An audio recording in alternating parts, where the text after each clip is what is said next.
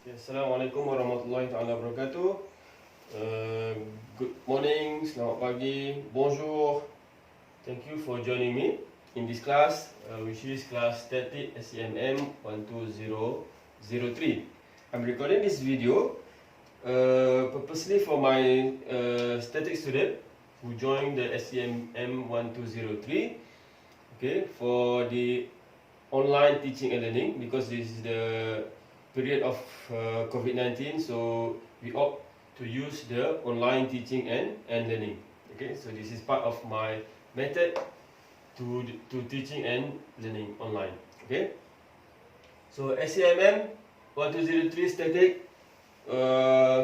As I mentioned to all my students, this class I will use this book as my reference, as my main reference.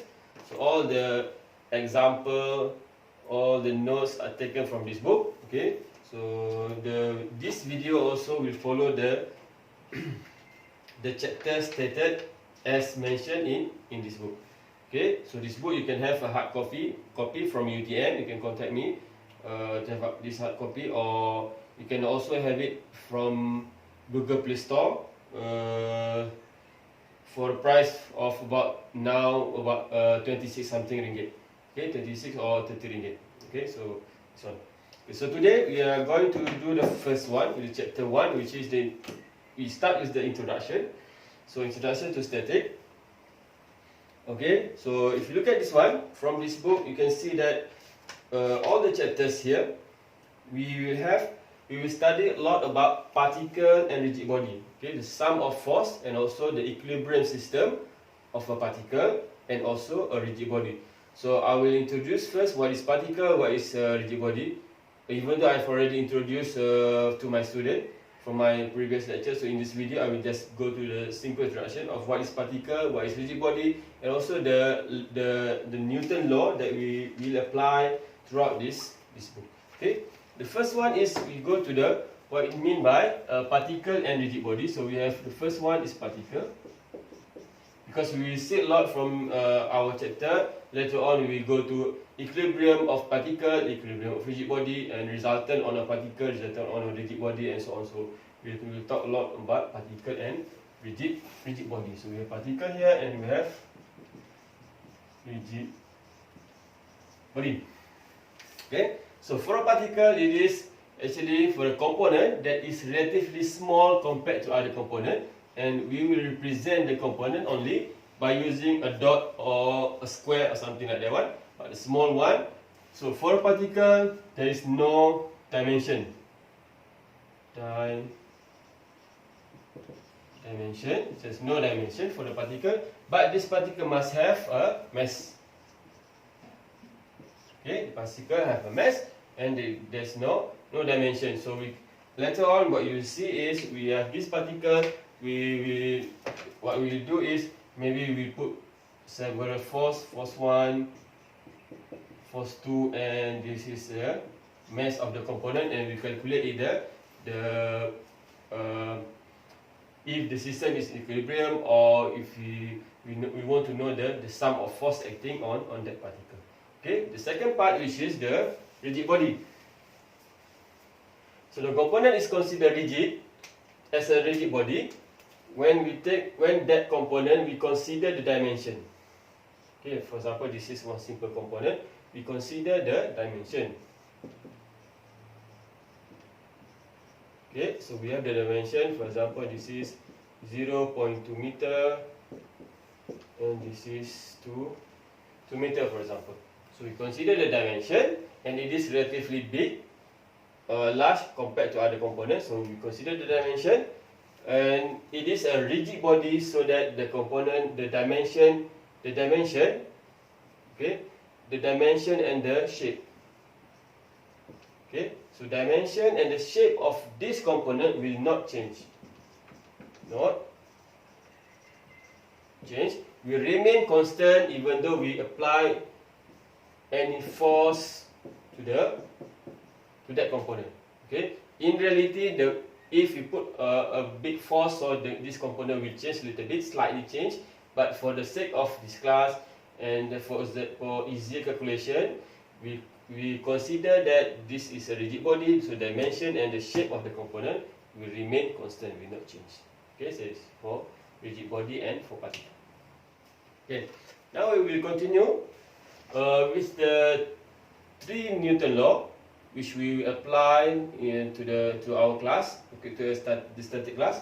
So the first one said that if the resultant force acting on a particle is 0, the particle will remain at rest if originally rest, or will move with constant speed if in a straight line if originally in motion. So what the first Newton law said, it is the if sum of force equal to 0. Okay, if sum of force equal to 0, the component will remain at initial state. If it is moving, it will continue moving. If it is not moving, static, it will remain static. So, for example, you have this component, one straight line and one component. Give F1, F2. Okay, so if I'm giving this force F1, F2, if F1 equal to F2, okay, so if F1 equal to F2, so logically we will have sigma F equal to 0. Or let's say I'm giving the value equal to 4 Newton, this is also 4 Newton.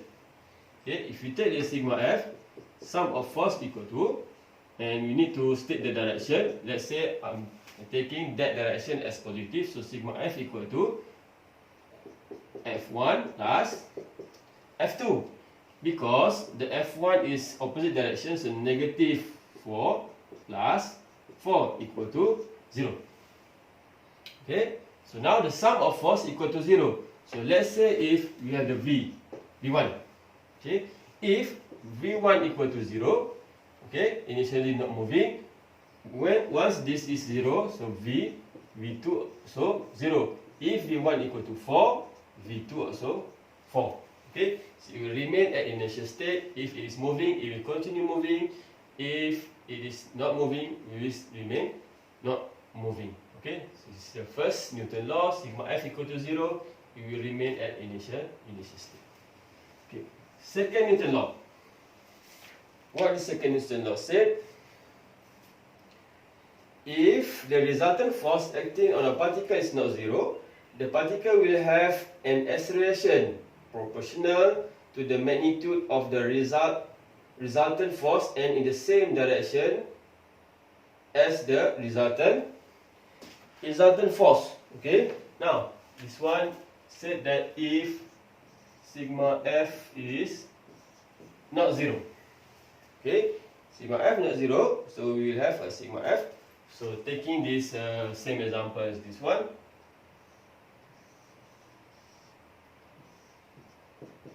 F2, F1. Okay, let's say we give equal to 4 equal to 2. Okay, so taking sigma F equal to this direction as positive. So 4, so F1 plus F2 equal to, this is negative 2 plus 4 equal to 2 Newton meter this direction. Okay, now the second Newton law said if the sigma F is not 0, there will be an acceleration at the same direction of sigma F. Okay, so it is sigma F equal to NA. Okay, acceleration at the same direction of the force. So now we have this as sigma F. So 2 Newton meter equal to M times A. M is the mass of the component. Let's say mass equal to 0.1 kilo. So we put M here. So 2 equal to 0.1. A is equal to 2 divided by 0.1. So we have 20 meter over second squared. Which direction? Follow same direction as the resultant force. This direction. Okay. Followed by that one. So 20 meter over second squared. Okay, meter second squared, that direction. Okay, meter second squared. Or meter second minus 2. Okay, so the acceleration. Okay, that is the second Newton law. So we go to the third one, third Newton law. What is said by the third Newton law? Here it is said that the forces of action and reaction between bodies in contact will have the same magnitude and same line of action, but in opposite direction. So basically, the third Newton law we said about the action reaction. Okay, about action and reaction. Okay, for example, if I'm pushing this whiteboard to that direction, actually what I feel is also this whiteboard push me to the opposite direction. Okay, same magnitude of force but in opposite direction. So let's say I have this one guy. Okay, pulling a car. Okay, pulling a car. So this guy is pulling a car in this direction. Okay, and this car is not moving, static, for example. So what actually happened is this guy